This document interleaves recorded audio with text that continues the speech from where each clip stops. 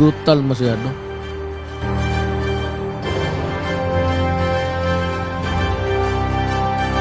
Alam mo, bihira ka makakita ng ganito.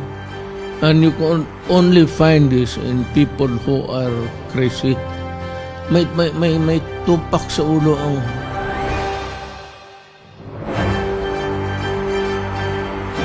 Ay, ikulong ninyo yun. Huwag ninyo bitawan yung yawa na yan.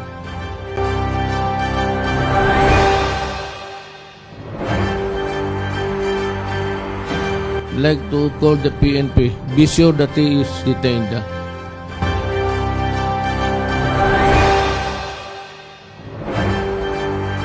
He should not be allowed to go out kasi serious offense yan. There's no bail.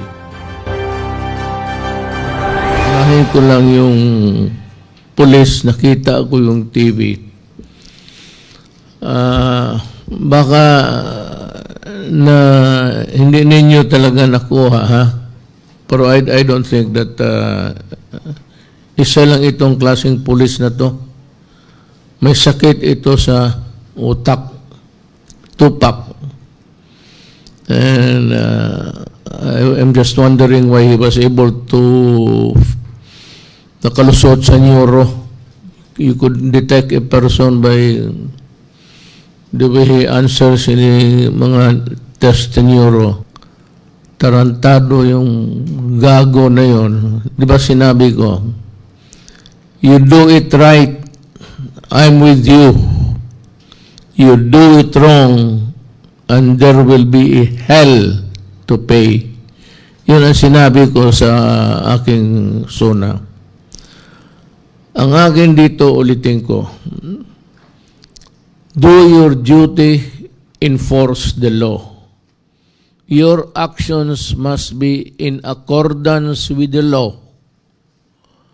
You do not follow the law, mag-salvage ka, magpatay ka dyan, then I'm sorry. That is not part of the agreement of how we should do our work. Sinabi ko, I think a dispute of land or boundaries, something, a right of way. Tapos ano, parang itong, kayong mga pulis, ha, mahal ko kayo kasi nagtatrabaho kayo. Nakita naman ninyo kung gaano ko kayo kamahal.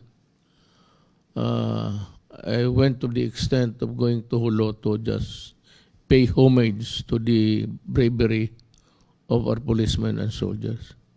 Pero kayo may mga sakit, may mga tupak. And I am sure that by now,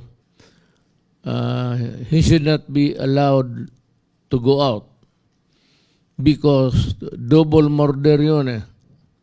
Double murder is a serious offense, a grave offense.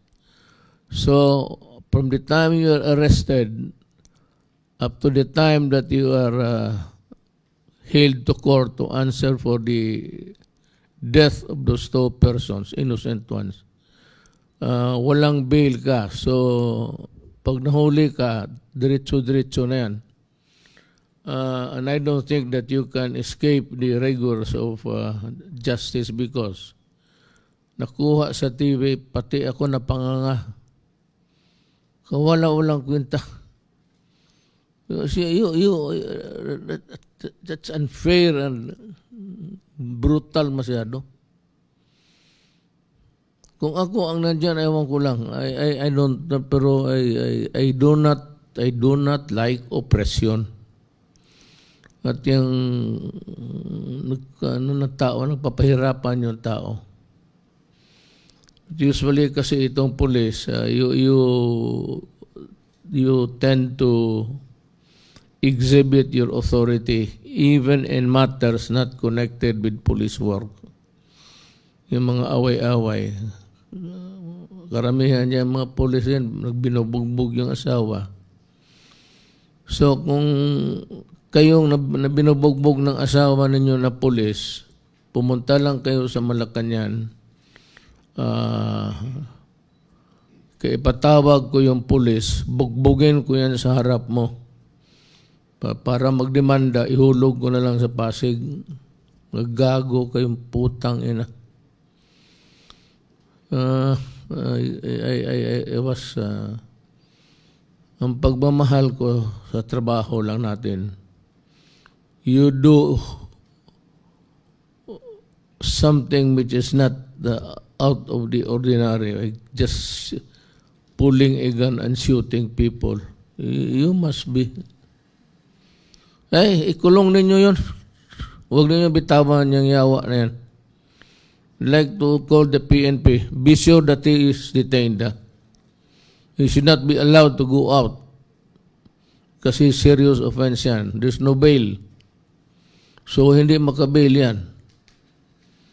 So, diretso-diretso na yan. Mr. President. Yes, sir. Yes, sir. Magbigay lang po ako ng update dito po kay Police Senior Master Sergeant Jonel Nuesca. Ito po yung namaril sa Paniki, Tarlac. Na-inquest na po siya sa Tarlac Provincial Prosecutors with 2 counts murder. At within the same day po ay naipile ang kaso sa Regional Trial Court ng Branch 67 Paniki, Tarlac. Criminal case 313-20 and 314-20. Siya po ay under the custody now ng Chief of Police ng Paniki, Tarlac, at sisiguraduhin po namin na talagang hindi ito makakatakas at may serve yung justice. Meron na rin pong admin case na sinimulan ang Philippine National Police. Ito po ay isang isolated incident at we do not tolerate itong ganitong klaseng gawain ng police. Nakakasira sa maraming magandang ginawa ng ating kapulisan, lalo na ngayong panahon ng pandemic. I agree with you, Secretary Anyo. Alam mo, bihira ka makakita ng ganito. And you can only find this in people who are crazy. May tupak sa ulo ang, you do not. Ako, nang bubugbog ako kasi may kasalanan ka. Pero hindi ako nagbabaril ng tao. Paano mo, may karamihan dyan, mga asawa. Uwi sa bahay, lasing, tapos kung hindi magbiren yung asawa, yung mga anak. You know, I take things personally. Maski na presidente na ako. Pag may magsumbong sa akin ang asawa ng anak na binubugbog sila, lalo na hindi pa nag-intrigo ng sweldo, dito ka sa akin. Mamili ka. Ayun palang namatay is a mother, 52 years old, pati ang anak na 25, ang anak 25 years old, anak na lalaki. I agree with the General Anyo.